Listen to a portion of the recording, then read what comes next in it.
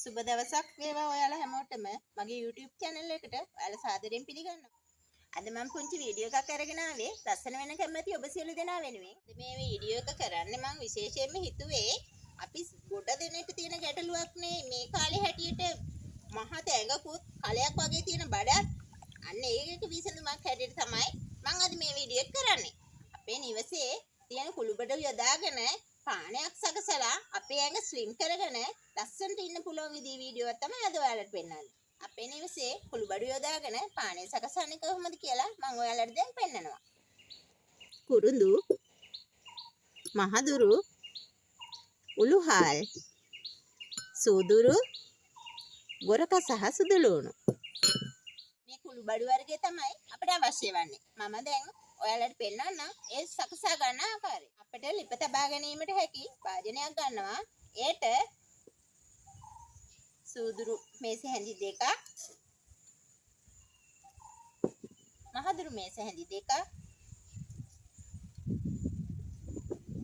උළුහල් මේස හැඳි දෙකක්, සුදුලුණු බික් 5ක්,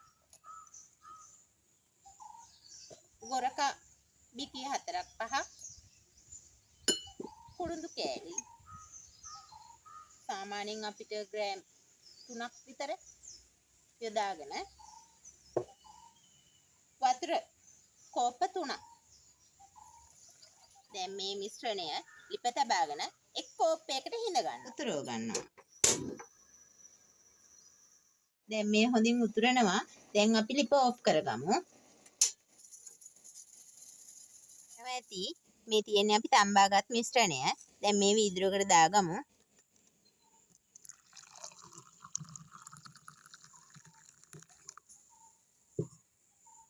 බලන්න ලස්සන. මේ උදේ හවස මාසයක් පාවිච්චි කරොත් අනිවාර්යෙන් ඉතින් අපි කෙටු තමයි. මේ තියෙන්නේ අපි හදාගත්ත පානය. මේ පාවිච්චි කරලා ඔයාලත් වෙනස වටහාගෙන මගේ අලුත් වීඩියෝ වලට කැමති නම් මගේ YouTube channel එක subscribe කරන්න, share කරන්න. එහෙනම් ඔයාලට සුබ දවසක්. කමෙන්ට් එකකුත් දාගෙනම යන්න.